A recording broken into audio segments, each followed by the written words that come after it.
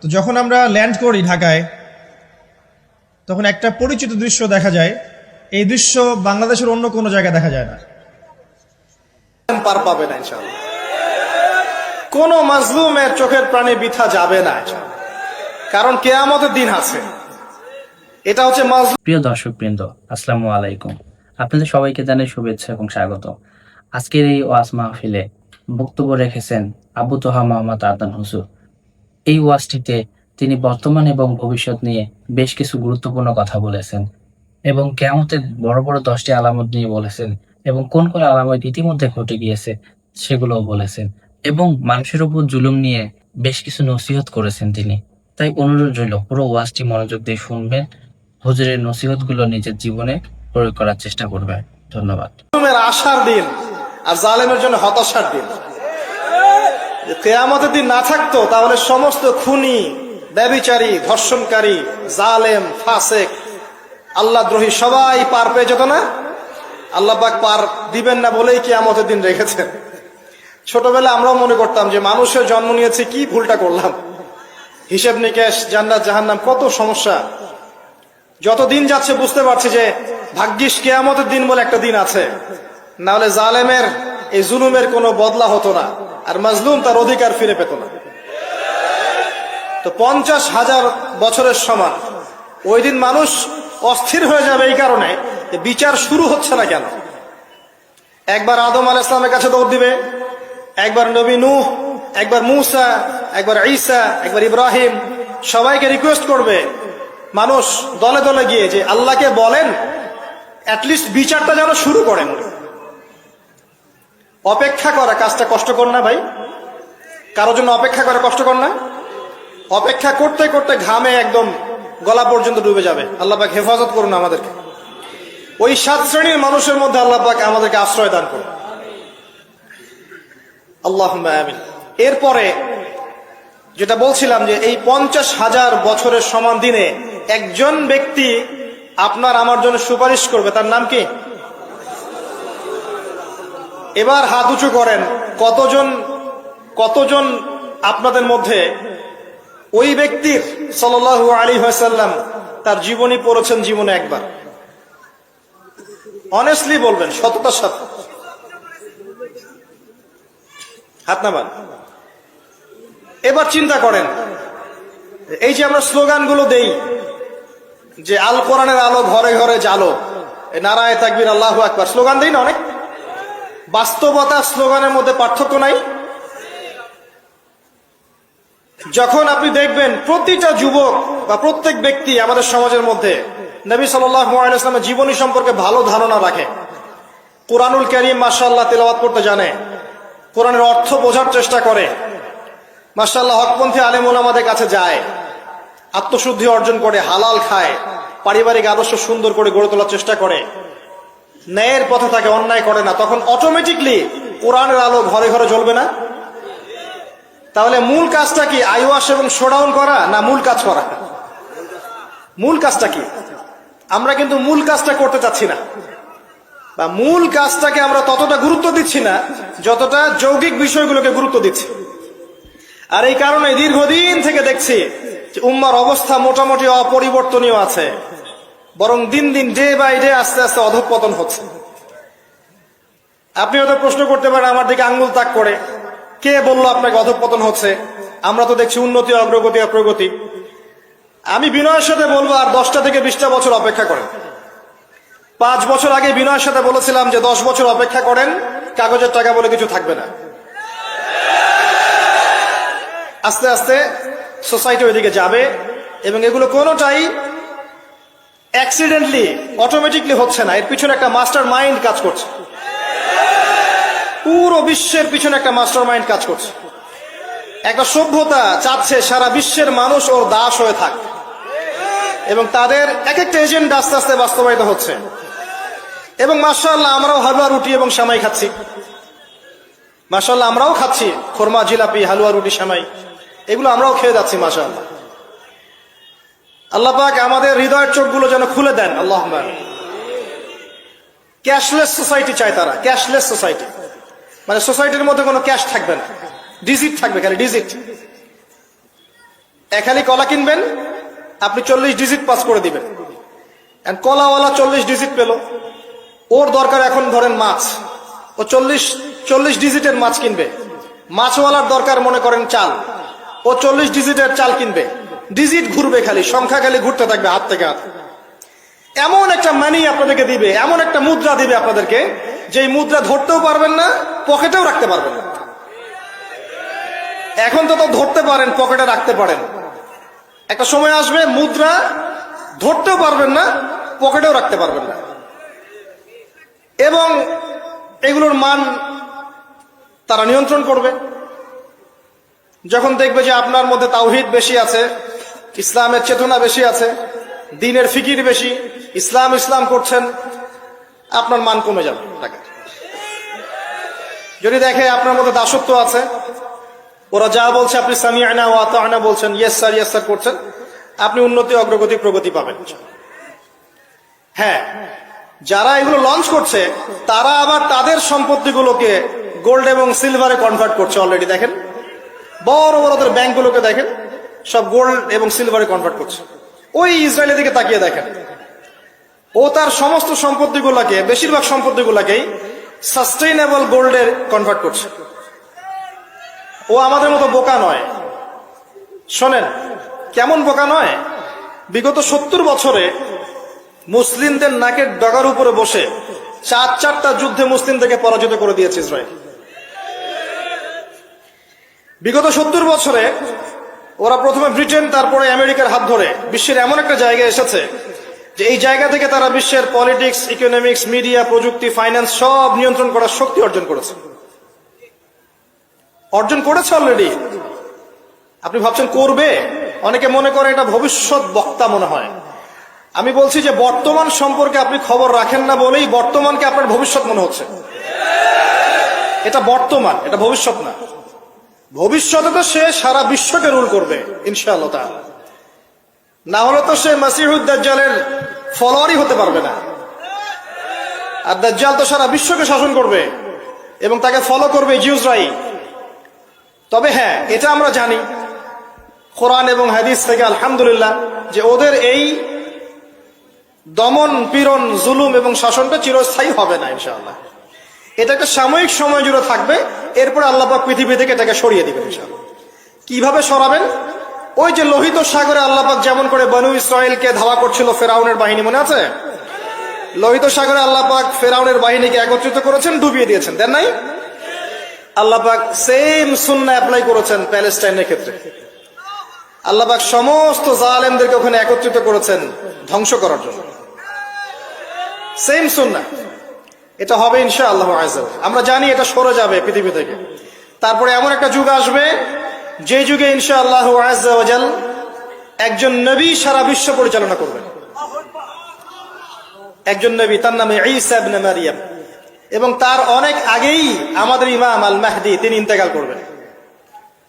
মনে রাখবেন, শেষ জামানার সবচেয়ে ভাইটাল চরিত্র ইমাম মাহদি নয়।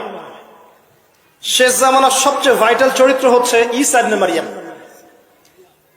ঈসা ইবনে মারইয়াম সবচেয়ে ভাইটাল চরিত্র, কারণ তিনি জেরুজালেম থেকে সারা ওয়ার্ল্ডে ইসলামী খেলাফা কায়েম করবেন। এবং 40 বছর, এই 40 সংখ্যা এক্স্যাক্টলি 40 না আরো বেশি আল্লাহ ভালো জানেন, পৃথিবী জুড়ে ইসলামের অনুশাসন বজায় থাকবে ইনশাআল্লাহ। একটা কাঁচা বাড়ি, একটা পাকা বাড়ি আপনি পাবেন না যেখানে আল্লাহর কালিমা প্রবেশ করবে না। জুলুম বলে কিছু থাকবে না ইনশাআল্লাহ। যা দেখছেন আপনি এখন ওয়ার্ল্ড ওয়াইড যে দাপট, দেখে মনে হচ্ছে বিশ্ব এদের কোনো অস্তিত্বই বিশ্ব থাকবে না। এখন সারা বিশ্ব দিকে তাকিয়ে আপনার কাছে মনে হচ্ছে মাশাআল্লাহ, NATO, United Nations, world bank, এটা সেটা, বিশ্ব যে কি হচ্ছে সারাদিন। শুক্র গ্রহ আমার, একজন বলছে না শুক্র গ্রহ আমার, একজন মিসাইল তৈরি করছে, আর একজন প্রতিরক্ষা ব্যবস্থা করছে। ওয়ার্ল্ড অ্যাফেয়ার্স পড়লে মনে হয় যে ওয়ার্ল্ডটা এদেরই, কিন্তু আল্লাহ রাসূল সাল্লাল্লাহু আলাইহি ওয়াসাল্লাম বলছেন যে বিশ্বটা আস্তে আস্তে আস্তে আস্তে তার ধ্বংসের দিকে যাচ্ছে। এইটা চিরস্থায়ী হবে না, এবং একে অপরের সাথে কলিউশন করে এরা শেষ হয়ে যাবে। মুসলিমদের উপর দমন পীড়ন যেমন বাড়বে, ঠিক একইভাবে আল্লাহ রাব্বুল আলামিন মুহাম্মদ সাল্লাল্লাহু আলাইহি ওয়াসাল্লামের বংশধরদের মধ্য থেকে একজন ইমামকে বের করে নিয়ে আসবেন। তিনি ইনশাআল্লাহ আযজা ওয়া জাল্লা মুসলিমদেরকে নিয়ে এই জুলুমের বিরুদ্ধে দাঁড়িয়ে যাবেন। পরে যখন মসিহুদ দাজ্জাল বের হবে তাকে তিনি হত্যা করতে পারবেন না, কারণ তাকে এত বেশি ক্ষমতা দেওয়া হবে যে মুসলিমরা তার সাথে পেরে উঠবে না। তখন আল্লাহ পাক ঈসা ইবনে মারইয়ামকে পাঠাবেন, সবচেয়ে ভাইটাল ক্যারেক্টার, এবং তিনি এই প্যালেস্টাইনের বাবে লুদ নামক জায়গায় মসিহুদ দাজ্জালকে হত্যা করবেন ইনশাআল্লাহ আযজা ওয়া জাল্লা। আমাদেরকে বিশ্ব নেতারা এখন বোঝায় যে বিশ্বের শেষ নাই, এই পৃথিবী জয় করার পর আমরা মঙ্গলে গিয়ে থাকবো, তারপর শুক্রে, তারপর শনিতে, তারপর বৃহস্পতিতে, তাই না? মাইন্ডসেটটা এমন তৈরি করেছে না? কিন্তু বাস্তবতা হচ্ছে এই মহাবিশ্বই ধ্বংস হয়ে যাবে। এই পৃথিবী তো ধ্বংস হবেই, মহাবিশ্ব ধ্বংস হয়ে যাবে। তবে পৃথিবী ধ্বংসের আগে আল্লাহ পাক ঈসা ইবনে মারইয়ামের হাতে সারা বিশ্বে ইসলামী খেলাফা কায়েম করবেন ইনশাআল্লাহ। মাঝখানে একটা সময় আপনাকে পার করতে হবে। কত বছর? ননসেন্স প্রশ্ন, যে ভাই কত বছর, 100, 200, 500, আল্লাহ ভালো জানেন, আমরা জানি না এবং জানার কথাও না। কেউ যদি বলে এত সাল, সে নিশ্চিত কাযযাব, একজন মিথ্যাবাদী। এবং এটা একটা অহেতুক কথা, এত সাল, এত বছর পর, এটা আমরা বলতে পারবো না। কিন্তু এতটুকু বলতে পারবো যে পৃথিবী চিরদিন এভাবে থাকবে না। ওয়ার্ল্ডে এখন যা দেখছেন এগুলো চিরস্থায়ী হবে না। আস্তে আস্তে আস্তে আস্তে রাত যত গভীর হবে, ভোর তত কাছাকাছি আসবে। এবং এই পুরো বৈশ্বিক জুলুম, ফাসাদ, আপনার জেনা, আপনার পর্নোগ্রাফি, আপনার মাদক, সুদ, জুলুম, অত্যাচারের মধ্যেও দেখবেন প্রত্যেকটা জায়গায় জায়গায় আল্লাহ পাক কিছু না কিছু আল্লাহর বান্দাকে রেখে দিবেন। এবং আমার বিশ্বাস তাদের বেশিরভাগই হবে যুবক শ্রেণী। এটা আমার মত, আল্লাহ ভালো জানেন, আমার মনে হয় যে বেশিরভাগই হবেন যুব সমাজ। এবং আমার কাছে একটা দলিল আছে কেন মনে হয়, কারণ আসহাবুল কাহফ যারা ছিলেন তারা যুবক ছিলেন। প্রত্যেক যুগে যুগে আসহাবুল কাহফ থাকবেন ইনশাআল্লাহ তাআলা। তাদের হাতেই আল্লাহ পাক ইনশাআল্লাহ তাআলা এই দিনটাকে আমানত হিসেবে রাখবেন। উলামায়ে কেরাম তাদেরকে এগিয়ে নিয়ে যাবে। আস্তে আস্তে দেখবেন পরবর্তী জেনারেশনের পতাকা তারা বহন করবে ইনশাআল্লাহ। এখন যে কথাগুলো বলতে এতগুলো কথা বললাম, যে যখন আল্লাহ পাক মহাবিশ্ব সৃষ্টি করেছেন 6 দিনে, তখন মানুষের কোনো অস্তিত্ব ছিল না। ছিল?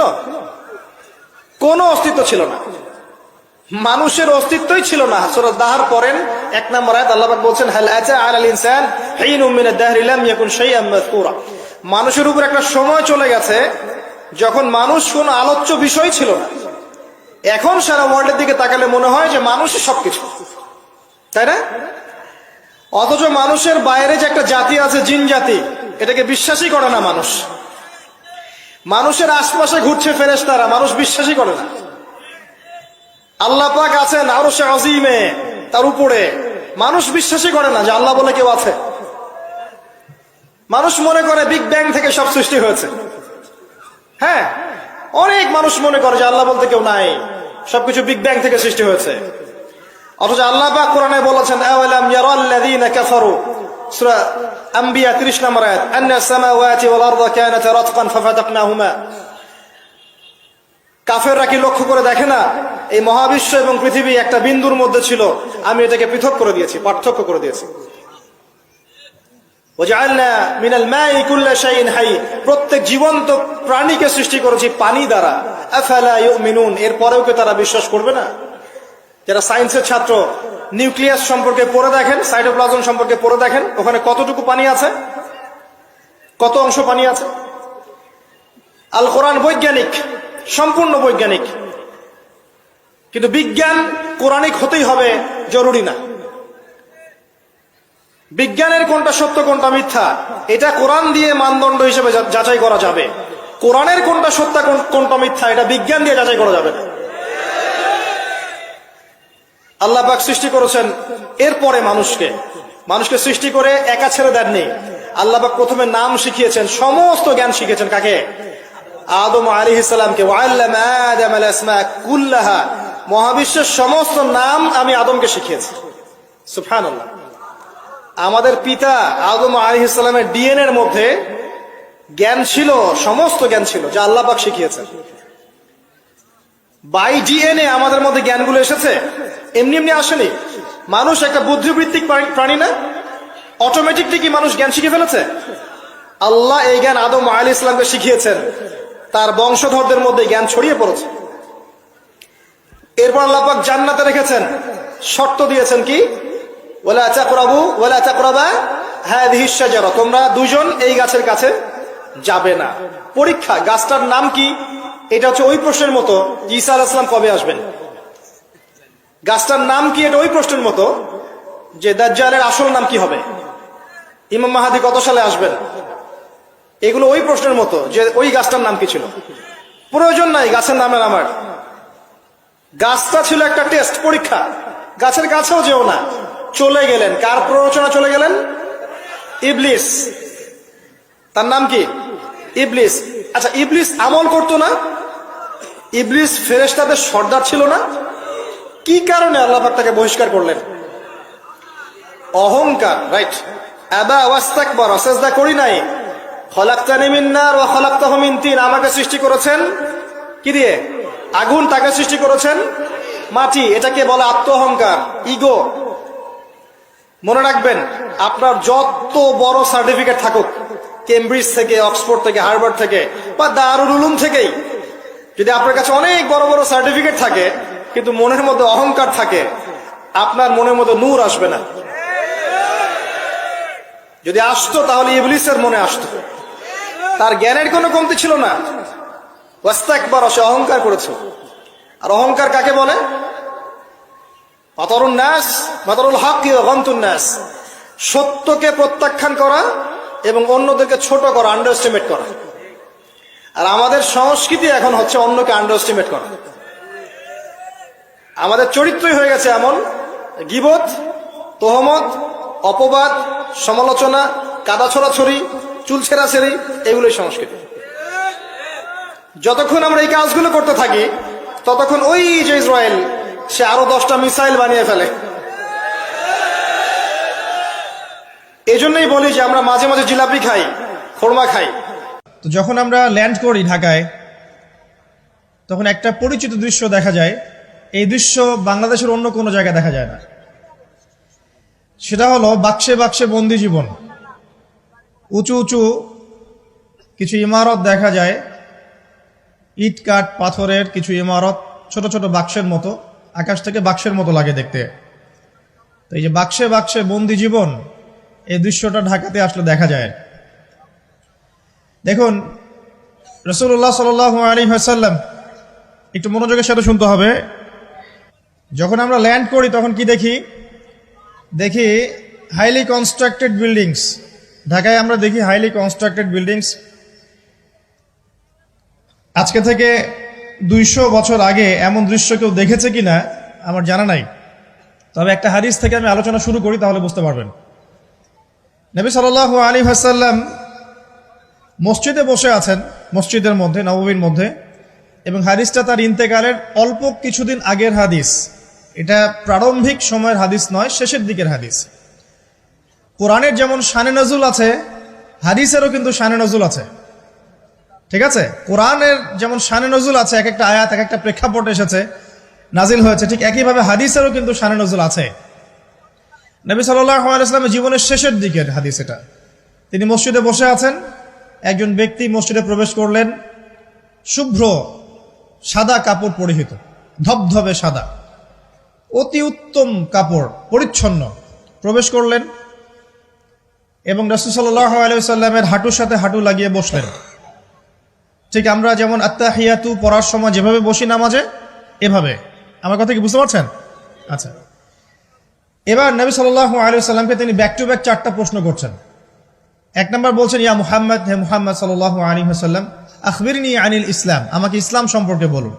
নবীজি বললেন, ইসলাম হচ্ছে কালিমা, আল্লাহ এক সাক্ষ্য দেয়া, নবী মুহাম্মদ সাল্লাল্লাহু আলাইহি ওয়াসাল্লামকে সর্বশেষ রাসূল সাক্ষ্য দেয়া, সালাত কায়েম করা, যাকাত দেয়া, রমাদান মাসে সওম রাখা এবং সামর্থ্য হলে হজ করা, এই হলো ইসলাম। তিনি বললেন, সাদাকতা, আপনি সত্য বলেছেন। ওমর রাদিয়াল্লাহু আনহু বলছেন, ফাআজিবনা লাহু ইয়াসআলুহু ওয়া ইউসাদ্দিকুহু, আমরা তার প্রশ্ন শুনে অবাক হয়ে গেলাম। সে নিজেই প্রশ্ন করছে, নিজেই আবার সত্যায়ন করছে। যে প্রশ্ন করছে সে তো জানার জন্য প্রশ্ন করছে। ছাত্র যদি ওস্তাদের কাছে প্রশ্ন করে যে ওস্তাদ এটা কি, ওস্তাদ বলে এটা এই, তখন সেই ছাত্র যদি বলে যে আপনি সত্য বলেছেন, তার মানে এই ছাত্র আগে থেকে উত্তরটা জানতো, তাই নয় কি? তার মানে এই প্রশ্ন করে আগে থেকেই জানে যে উত্তরটা কি হবে। তো দ্বিতীয় প্রশ্ন করছেন তিনি, বলছেন আখবিরনি আনিল ঈমান, ঈমান কি, আমাকে ঈমান সম্পর্কে বলুন। নবী সাল্লাল্লাহু আলাইহি ওয়াসাল্লাম বলছেন ঈমান হচ্ছে 6টা বিষয় বিশ্বাস করা।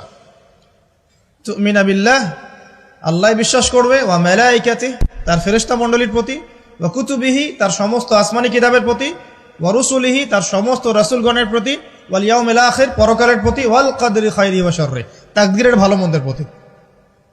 এই 6টা পিলারে বিশ্বাস করলে আপনি মুমিন হলেন। প্রশ্নকারী বলছে সাদাক্তা, আপনি সত্য বলেছেন। আবারও তৃতীয় প্রশ্ন করছেন আখবিরনি আনিল ইহসান, হে মুহাম্মদ সাল্লাল্লাহু আলাইহি ওয়াসাল্লাম, আমাকে ইহসান সম্পর্কে বলুন, ইহসান কি জিনিস? নবী সাল্লাল্লাহু আলাইহি ওয়াসাল্লাম বলছেন ইহসান হচ্ছে আন তা'বুদাল্লাহা কাআন্নাকা তারাহ, তুমি এমন ভাবে আল্লাহর ইবাদত করবে যেন তুমি আল্লাহকে দেখতে পাচ্ছ। ওয়া ইল্লাম তাকুন তারাহু ফাইন্নাহু ইয়ারাক, যদি তুমি আল্লাহকে দেখতে না পারো জেনে রাখবে আল্লাহ ঠিকই তোমাকে দেখছেন।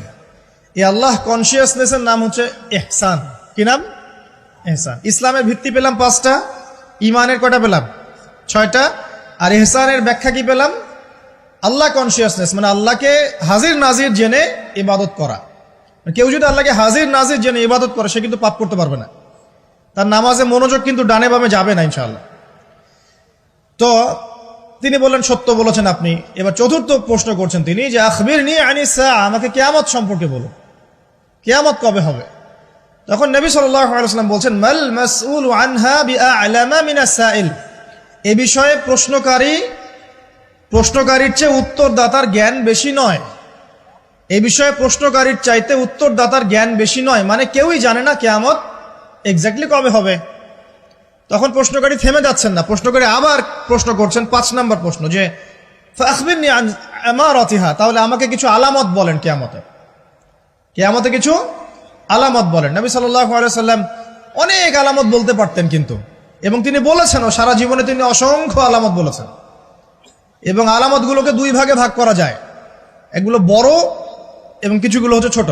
যদিও বা সবগুলোই আলামত, তবে এটা হচ্ছে ফিকহের বিষয়, উসুলের বিষয়ের মধ্যে আমরা নিয়ে আসতে পারি যে বড় ছোট ভাগ করা যাচ্ছে, আলেম ওলামারা ভাগ করছেন।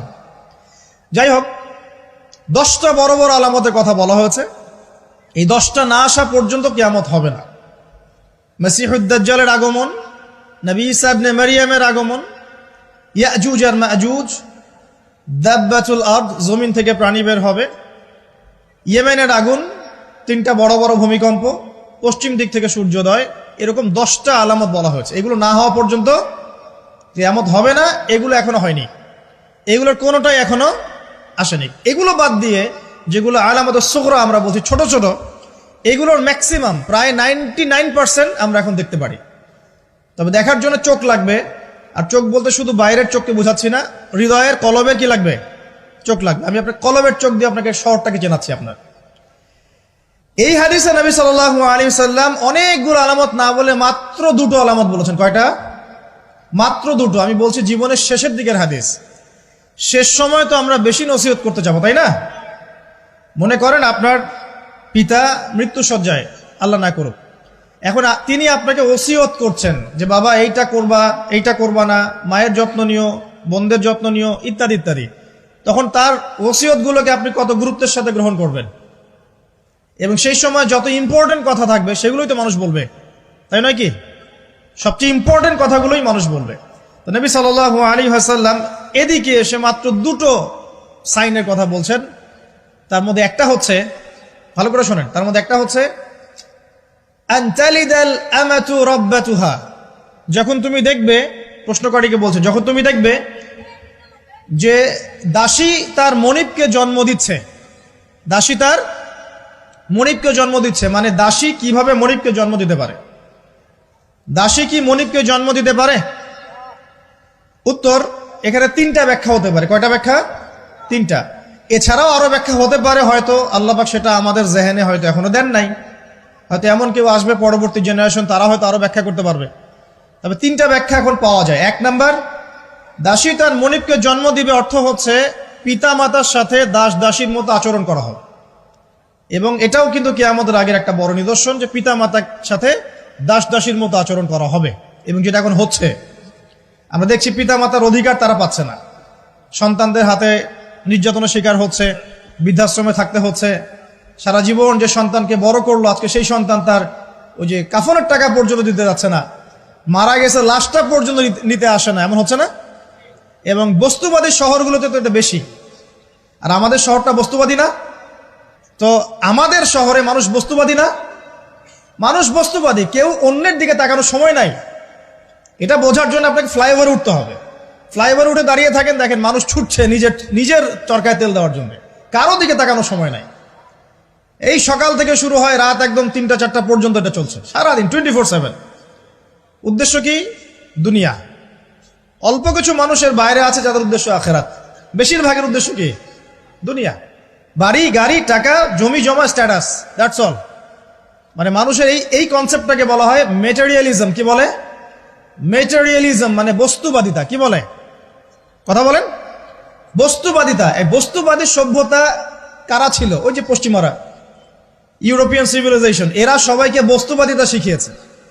মুমিনের চিন্তা থাকে পরকাল কেন্দ্রিক, যে কাজে পরকালের স্বার্থ আছে আমি সেই কাজ করব, যেই কাজে পরকালের স্বার্থ নয় আমি করব না, এটা মুমিনের চিন্তা। আর কাফের মুশরিক বেদিন ফাসেক মুনাফিকদের চিন্তা হচ্ছে যেখানে দুনিয়ার স্বার্থ ওখানে থাকবো, দুনিয়ার স্বার্থ নাই থাকবো না।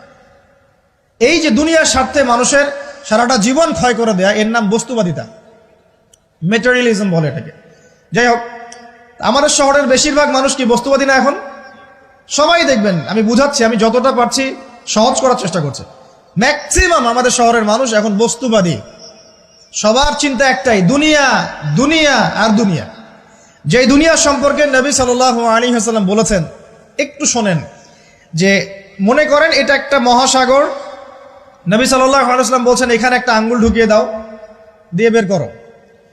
এই আঙ্গুলে যতটুকু পানি আছে এটা দুনিয়া, আর এই পুরো মহাসাগরে যত পানি আছে এটা পরকাল। একদিন সাহাবীদেরকে নিয়ে নবী যাচ্ছেন সাল্লাল্লাহু আলাইহি ওয়াসাল্লাম, একটা মৃত গাধা বা বকরির বাচ্চা পড়ে আছে, মৃত গাধা বকরির বাচ্চা। সাহাবীদেরকে বলছেন, হে আমার সাহাবীরা, তোমরা কি এই বকরির বাচ্চাটাকে 1 দিরহামের বিনিময়ে কিনতে চাও? কিসের বিনিময়ে? 1 দিরহাম। দিরহাম কি জিনিস সেটা পরে বোঝাবো এখন ইনশাআল্লাহ, ওইগুলো এখন বুঝবেন না। দিরহাম কি জিনিস ওটা পরে বুঝবেন। দিরহাম থাকলে আর রিজার্ভ কমতো না। দিরহাম থাকতো যদি কোনো কান্ট্রি, রিজার্ভ আর কমতো না। রিজার্ভ কমে ডলারের ভিত্তিতে, আর ডলার হচ্ছে এখন সারা ওয়ার্ল্ডের ডমিনেটিং কারেন্সি, ওটাকে হার্ড কারেন্সি বলে। মানে আপনি তেল কিনতে চান, 1 কোটি টাকা ব্রিফকেসে নিয়ে আমাদের আবু ধাবিতে চলে যান, গিয়ে শেখদেরকে বলেন যে আমাকে 1 কোটি টাকার তেল দেন, 1 ফোঁটাও তেল দিবেন আপনাকে, দিবে না। যতক্ষণ আপনি ওই টাকাটাকে ডলারে কনভার্ট করবেন তারপর দিবেন, আপনাকে তখন সুন্দর মতো তেল দিবে। এই dollar petrol, dollar petrol, petrol ছাড়া ডলারের এক্সচেঞ্জ নাই। এটা হচ্ছে পেট্রো ডলার মনিটরিং সিস্টেম। এবং এটা নিয়ে কথা বললে আবার এক শ্রেণীর ঘুমটাওয়ালা শায়েখ আছে, বলবে খারেজি হয়ে গেছে। যা এটা একটা জুলুম। কিরকম জুলুম? যে আপনি আপনার ইকোনমিক পুরো ব্যালেন্সটাকে ডলারের মানদণ্ডে যাচাই করতে হবে। আপনি যতই সমৃদ্ধশালী হন না কেন, আপনি ওই হার্ড কারেন্সিকে টেক্কা দিতে পারবেন না। আপনার কাছে গোল্ড আছে মনে করেন, সোনা, এখন সোনাটাকে আপনি যে ভাঙাবেন, ভাঙিয়ে যে মানে কান্ট্রির অন্যান্য ডেভেলপমেন্টের কাজে লাগাবেন, তার জন্য ডলারের সিঁড়ি পার হয়ে যেতে হবে আপনাকে। অথচ এই দিনার এবং দিরহাম রাসূল সাল্লাল্লাহু আলাইহি ওয়াসাল্লামের যুগের কারেন্সি ছিল, দিনার দিরহাম, যার ইন্ট্রিনসিক ভ্যালু বা অন্তর্নিহিত মান কখনো কমে যাবে না। দেখাচ্ছি, দাঁড়ান, আমি এমনি এমনি করে কথা বলি না। আসহাবুল কাহফ কত বছর ঘুমিয়েছিলেন বলেন? 309 বছর। 309 বছর। পকেটের মধ্যে কিছু কয়েন ছিল, সোনার আর রূপার কয়েন। এই এলাকা ছেড়ে চলে গেছে, গুহার মধ্যে ঘুমিয়েছে, রাত কাটাবে, আল্লাহ পাক ঘুম পাড়িয়ে রেখেছেন 309 বছর। 309 বছর ঘুম থেকে ওঠার পর তারা বলছে, কেম লাবিস্তুম, তোমরা কতদিন ঘুমিয়েছো? একজন বলছে লাবিস না ইয়াওমান আও বা'দা ইয়াওম, একদিন ঘুমিয়েছি বা একদিনের কিছু অংশ ঘুমিয়েছি। ঠিক আছে, ঘুম থেকে উঠেছে, এখন ক্ষুধার্ত আমরা, যাও এই মুদ্রাগুলো নিয়ে বাজারে যাও, বাজারে গিয়ে দেখো ফালয়ানজুর আইয়ুহা আজকা তুআমা, খেয়াল করে দেখো কোন খাবারটা উত্তম পবিত্র, ওটা নিয়ে আসো। তো 309 বছর একটা মুদ্রা নিয়ে ঘুমানোর পরেও মুদ্রার মান কমে যায়নি। ওই টাকা দিয়ে ঠিকই রুটি কেনা গেছে। কারণ আপনি আপনার কারেন্সিগুলো নিয়ে 309 বছর ঘুমানো লাগবে না, আপনি 10 বছর ঘুমান। 10 লাখ টাকা নিয়ে 10 বছর ঘুমান, 10 লাখ টাকার মান যদি 9 লাখ টাকায় না নেমে আনছে তাহলে আমি নাম বদলাই ফেলাবো না।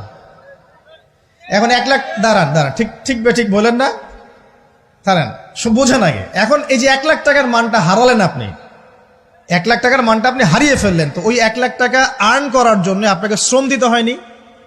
আপনার মাথার ঘাম পায়ে ফেলতে হয়েছে না? তাহলে আপনার শ্রমটা গেল কোথায়? তাহলে কেউ আপনার শ্রমটা লুটে পুটে খেয়ে ফেললো।